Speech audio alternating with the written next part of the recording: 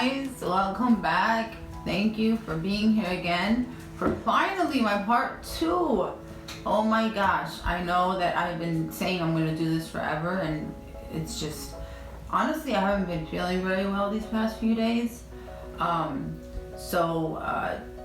another thing is that I really had to think about doing this part 2. It was very difficult. For those that know me, thank you so much for being here again. And those that are new here and are curious, my name is Annette.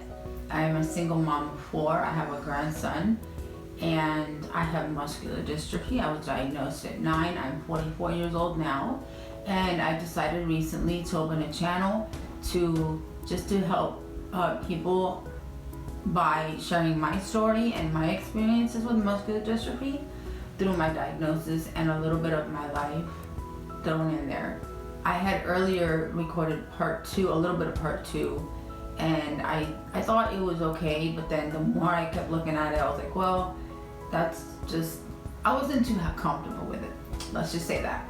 So, but here we are. I was just having a bowl of cream cheese and mandarins, which might sound crazy, but it's really good for those that haven't tasted it.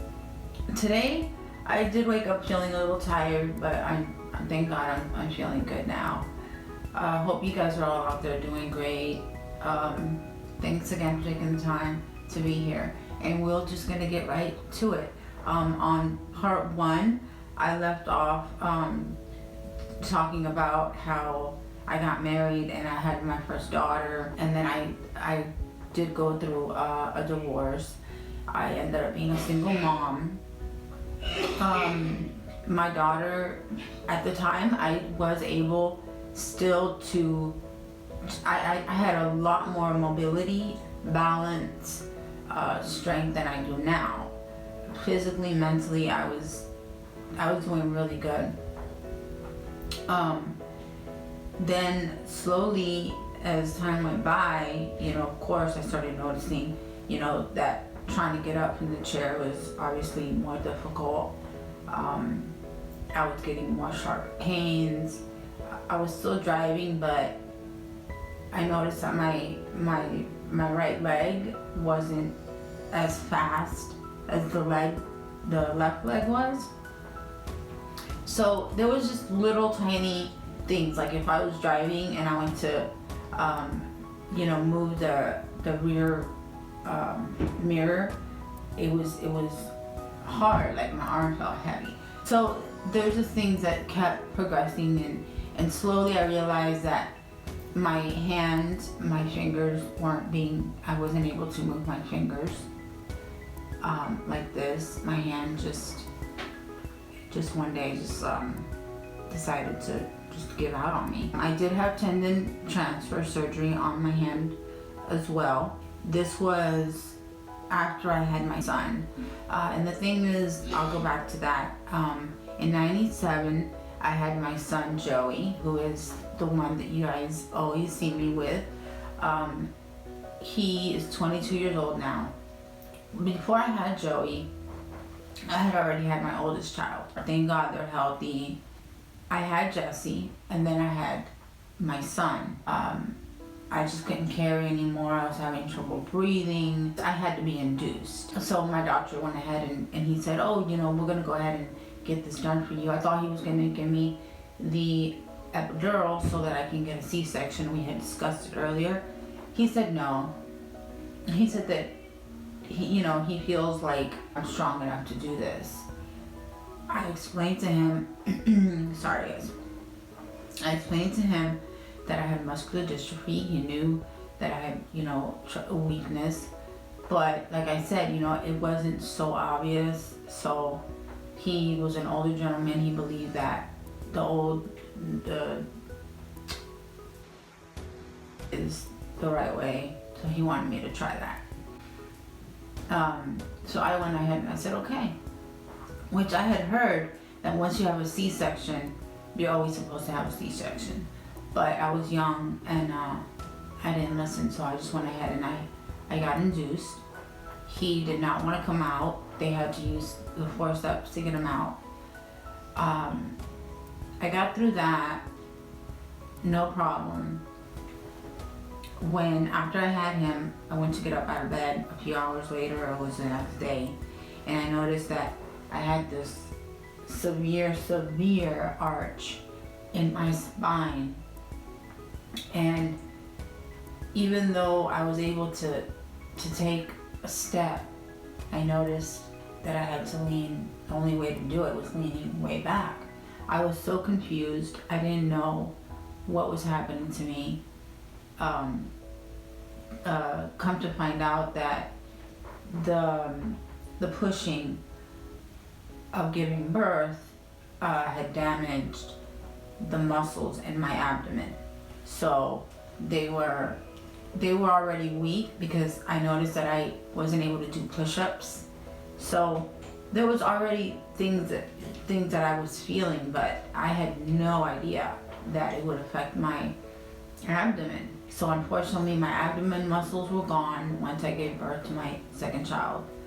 And even though I had that waddle where everybody thought, oh my God, I remember the stares, the looks, oh my God, you're gonna fall, be careful. And even though I waddled and I walked different, I still felt strong enough to drive, walk, to cook, clean, do the things that I had to do, shower, take care of myself, take care of my baby. At the age of 3, when my son was 3, he had just gotten home, and it was just me and him, and he walked, I opened the door, he got out the car. When he went to run to me, I told him to stop because I saw that there was a car coming. I knew I couldn't run, so I asked him to stop, and he didn't stop. And the car didn't stop. So this car hit my 3-year-old son, and I just sat there and watched it.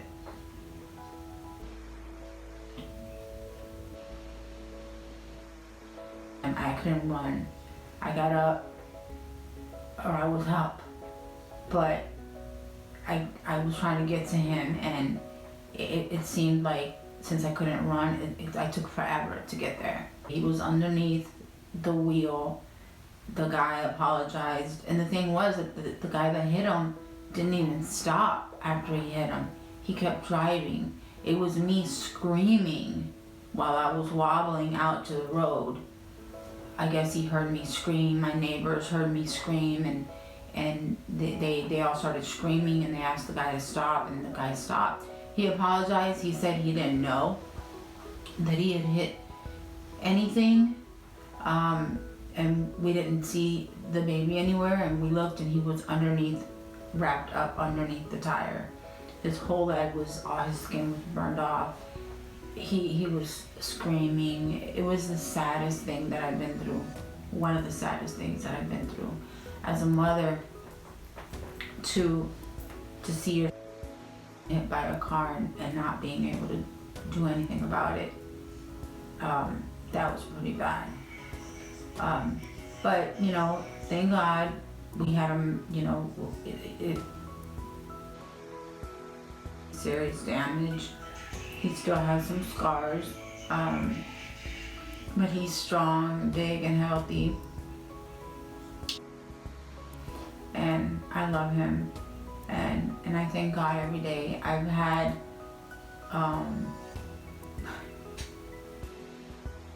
another child after that because my progression stopped. It was like for, I want to say, maybe 5 to 6 years, it completely, I wasn't getting any worse. I was still doing the things that I was doing that I could do. Yeah, it was hard. Yeah, it hurt. And speaking of hard and hurt, I want to do a quick shout out to my friend that I recently met here on YouTube. She also has MS, and she has a channel.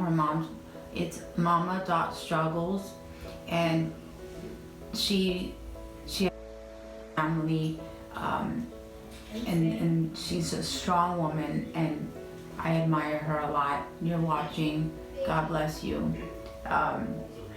And thank you for your nice words and always being there to hear me out. Thank you to all my new subscribers, because I know that there's new people out there that don't know, that probably didn't see my first video. And another thing I wanted to bring up real quick, I'm sorry that I cut off that story, but I know that I was doing my vlogs in Spanish, and then it was like a little bit of like Spanglish, and then I just stopped speaking Spanish. So I'm gonna throw this out there. Para mis amigos que entienden el español, sé que yo empecé a hablar español en los otros videos y no continué. Se me hace un poco más fácil el inglés, pero también puedo hablar español. So, por favor, no quiero perderlos. Si no me entienden, coméntenme y déjenme saber, y yo con todo gusto les interpreto lo que estoy diciendo en español o en inglés. So, por favor, déjenme saber y muchas gracias. So, sí, si quiere, por favor, como le dije, con todo gusto se lo dejo. Le hablo en español y en inglés. I can do Spanglish, no problem. So, back to my story. Después que tuve el niño, como a los 3 años, quiero decir, será a ver, 13,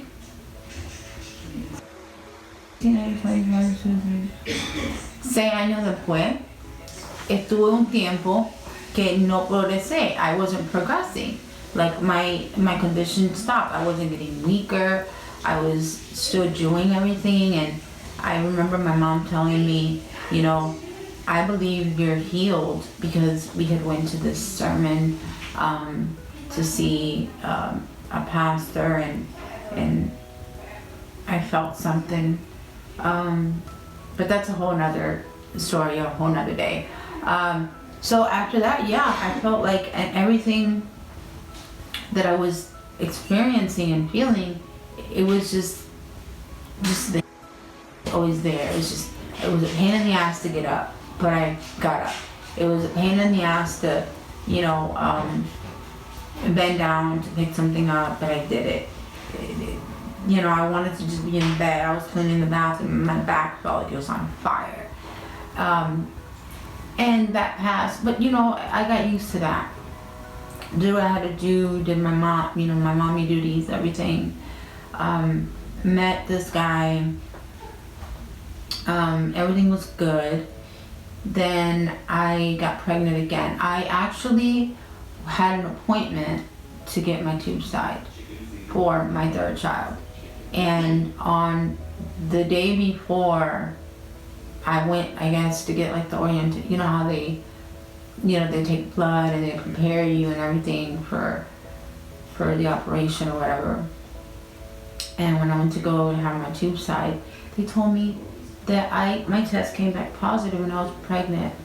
So that was a big surprise. You think, oh, big surprise, why, if you weren't using protection? Yeah, no, but it was a huge surprise because we were both on the same page as far as, no more kids, no more taking chances. I didn't want, I knew my both 2 kids were okay. I didn't want the 3rd one, to be, God forbid, the one, with the gene or anything.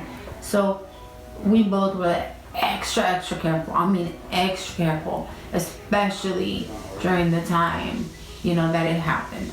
So when it happened, it was New Year's and we were very, very drunk and we were up north, and we must have been so out of our minds that we didn't even remember that we were not using protection.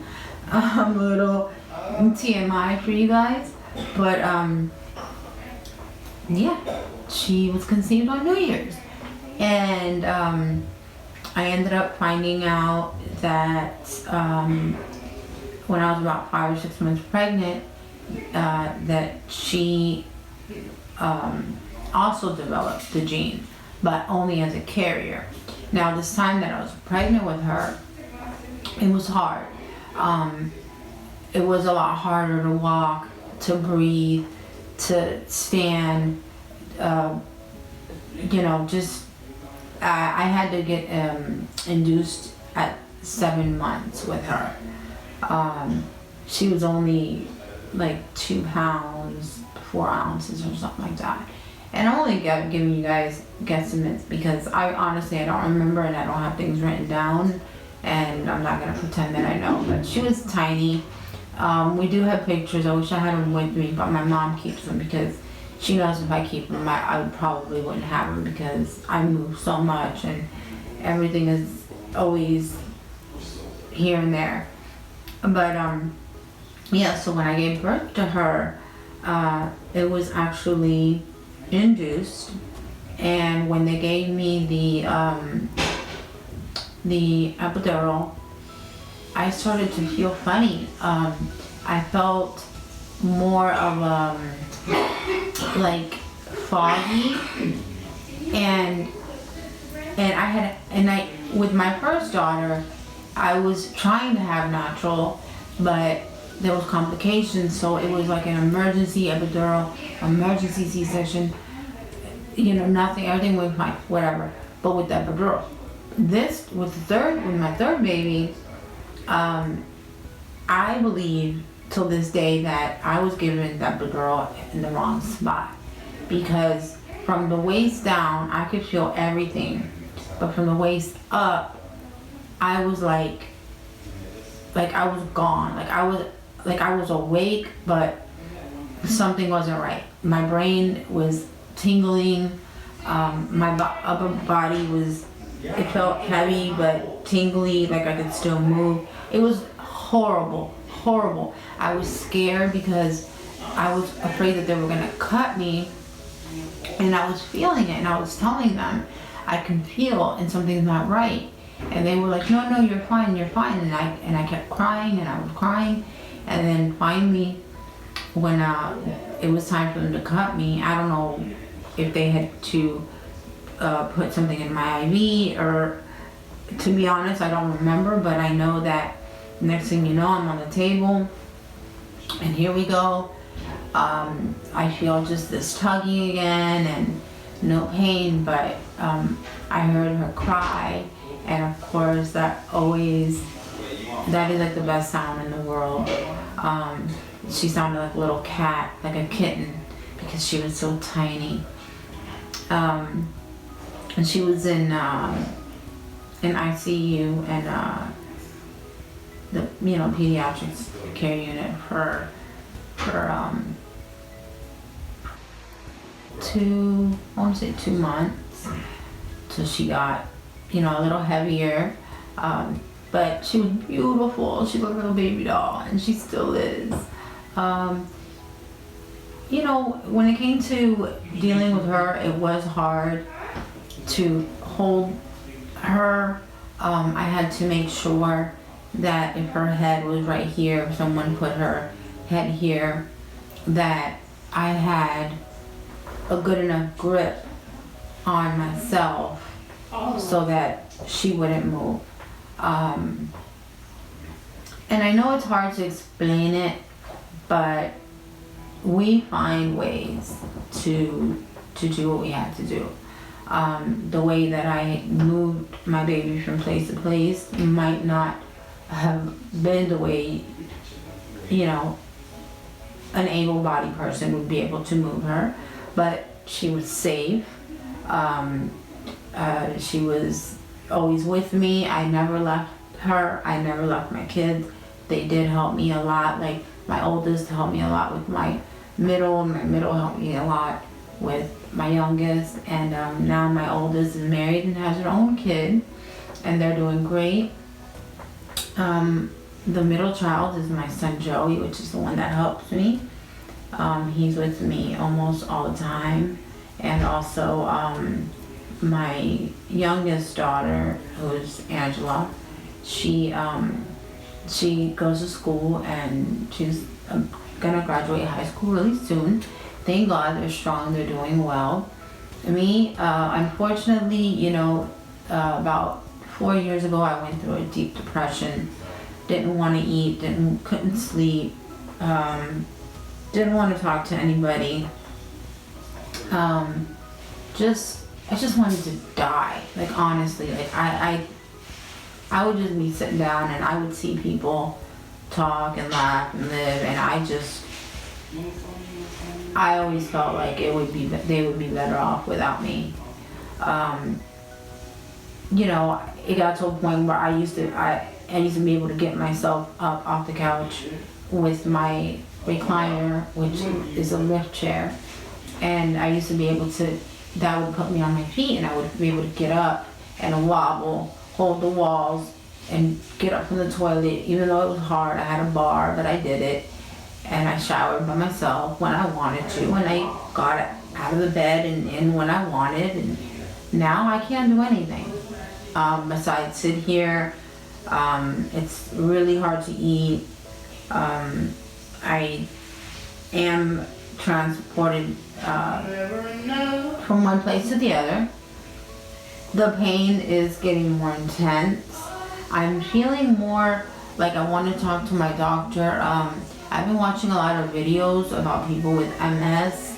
Shout out to all my people with MS out there. I know that it's hard, it's rough, but you know what? With a lot of faith and just a lot of positivity, you will get through this. I've been going through this for almost 35 years, and I am declining. But you know what? Physically, I'm declining. But I noticed that mentally, I'm not going to say spiritually because I've always been a very spiritual person. But mentally, I'm better. I'm doing better. I'm not 100%, but I'm doing way much better. I snapped out of that depression. I want to say that it was because, I was in a bad relationship while, I was going through this change. And, it was just a lot of things that happened at once. My grandfather passed away, and then, my cat that I had for 16 years, that was like my best friend, passed away.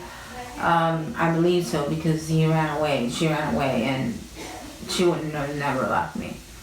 So, I went through a lot, and I finally snapped out of that, and I started to realize, you know what? Yeah, maybe physically I can't do stuff that I used to be able to do. Like, I had to stop driving because we were living in North Carolina, and I decided that I wanted to, go out, just me.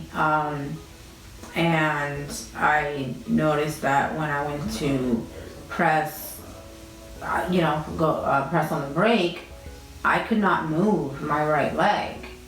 And I panicked. It was scary. So I had to put my right hand under my thigh, lift my leg so that I could move it and put it to the brake. And I tell you, thank God I was close to the house, because I would have had to call for help. I don't think that I would have been able to drive. That was the scariest thing. That was the last day I drove. So that was a little hard because I love driving. It gave me, it made me feel very independent just to get in my car and go. But now it's like, now I can't drive. Then I used to be able to not walk very far, but when I did have to go far, I would use my wheelchair, and I would be able to get up out of my wheelchair by myself, in and out of the wheelchair. So it was cool, because I could wheel myself to the car, have somebody throw the chair in the car for me. Sometimes I think even once or twice I did that. And then, all of a sudden, here, yeah. Hi guys. She's bringing me some chicken. Say hi. Oh, I look crispy. Hi guys. Yeah, that's really good. It's good, so right? It's good. It's juicy. It's juicy and it's white. Alright, thank you. Okay, so, that's really good. And she can cook good when she wants to. So, anyway.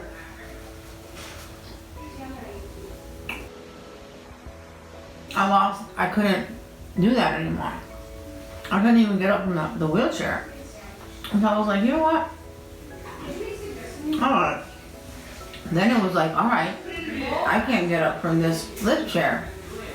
Oh man. And then a few months later, it was, oh, I can't get up from the toilet. And it was just like every few months, it was like I noticed something. Like those 6 years that it just stopped, when it started, it kicked my butt.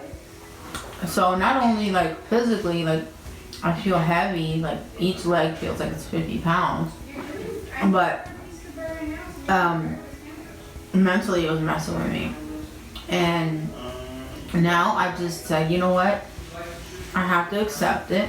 It is what it is.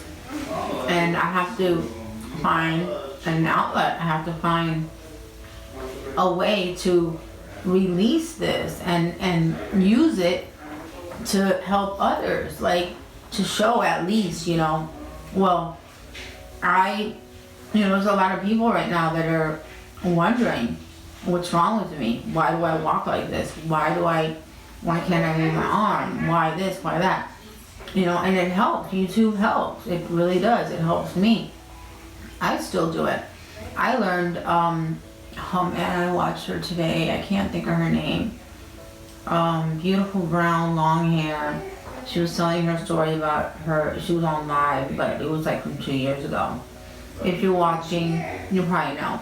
But beautiful young girl. I hope she writes me back. But she was going through something similar to me. So I'm wondering if she has MS and I have MD. Now I'm having symptoms of MS. Like I'm getting the numbing, or my foot gets numb. It'll get real tingly if I don't move it for a while. If I sit too long in one spot, like that area will go numb. My hands go numb. I know there's a name for it. I can't think of it right now. But it's very uncomfortable. It's painful. And there's a lot of symptoms. I'm having issues focusing, remembering things. I'm having problems. Sometimes I repeat things. My kids tell me that I repeat things a lot. I might have ADD because it's like I'm watching and I'm listening, but it's like not registering, kind of. I don't know. It doesn't happen all the time. It's just like I know there's something wrong up here. Like not wrong, but there's something going on besides the muscular dystrophy.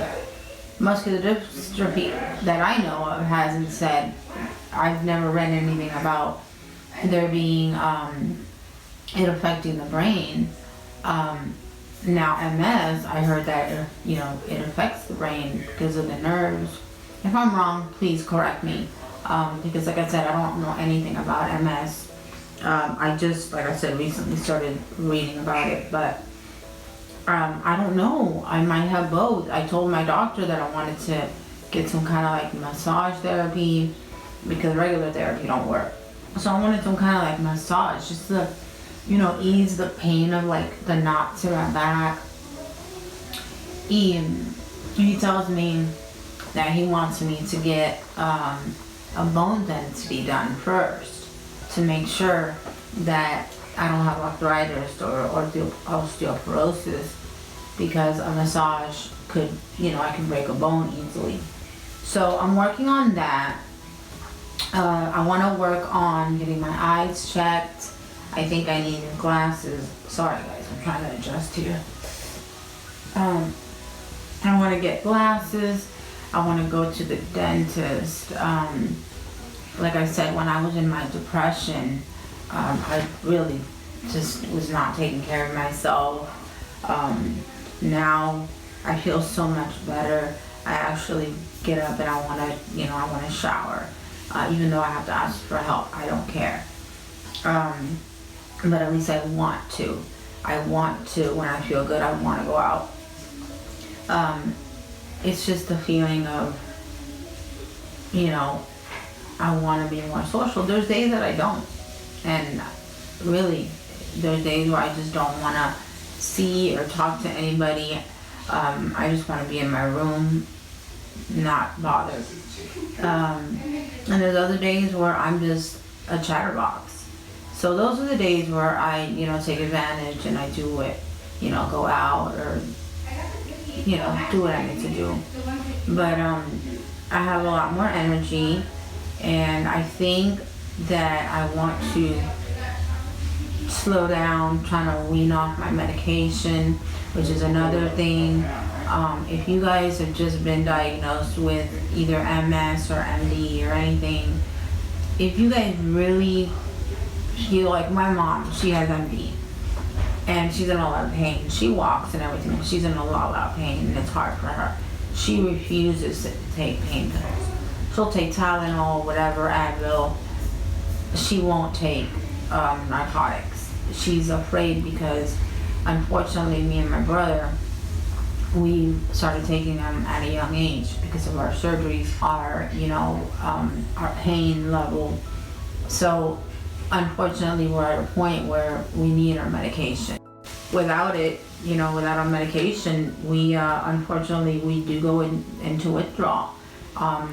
We are on anxiety medication and pain medication.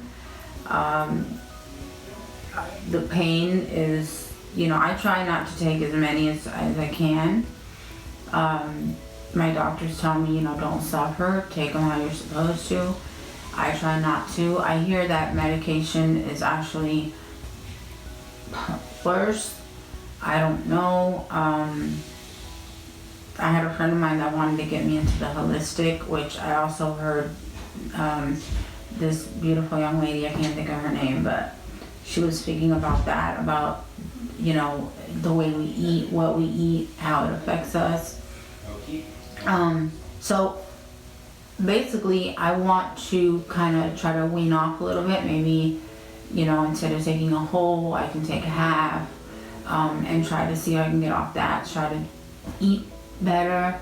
I want to cut out the meats. I know I just ate a big piece of chicken, but that's okay. I just don't want to be eating all this pork and stuff, and I don't know, guys. It's hard. Cause anyway, so when I do, it's like, I don't know. I mean, I can live without meat, but anyway, let's not go there.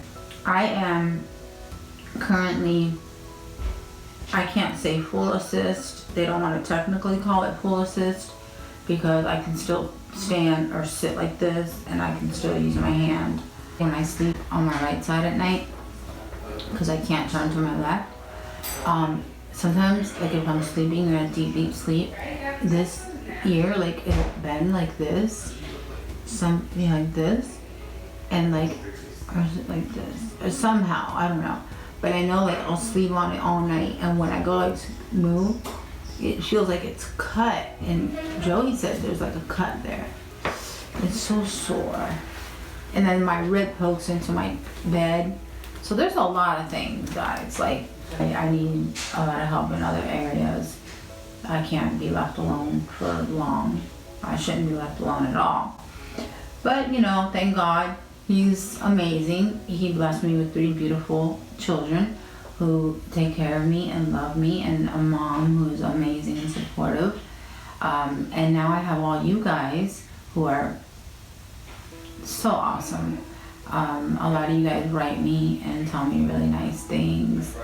And I really do appreciate it. I was online till like 4 in the morning looking about how to take out ingrown toenails, and some people have some messed up toes.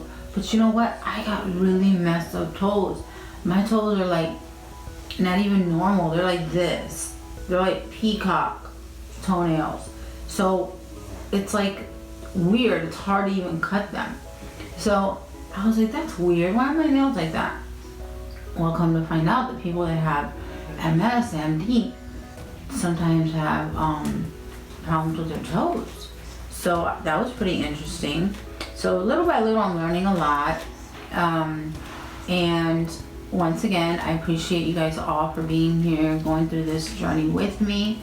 I want to get some tests done and do some stuff, and hopefully you guys won't mind me taking you guys along with me, or giving you guys updates. I want to vlog, actually. I enjoy it. I like to share me, my life, a little bit of my story, and also document it. If y'all have any questions, please don't hesitate to ask me anything. It's not easy. This is not easy. But like I said, mentally you have to be very strong. If you just got diagnosed with something, please be positive. You know, they are working on a lot of new medicines out there. I honestly been waiting a very long time, but I don't lose hope. I don't lose faith, even if it's not for me, you know, for our future generation. And I want to come back one day and, you know, talk to you and give you guys an update on how I'm doing. But you guys already know that. So once again, thank you guys for watching, and thanks to my new subscribers. I hope you like this, and like I said, any questions, any comments, please don't hesitate. And don't forget to hit that subscribe button, because I know a lot of you guys watch my videos, but you don't hit subscribe. So if I make another video and you don't turn on your little bell, y'all never know that I put a video up, and then y'all won't watch me. So thanks again. Good night, guys. Here's my dinner. Yum. Bye. Say hi. Oh, hello. I'm sorry. I'm like, Goodbye. say hi like you're a baby. Bye, guys.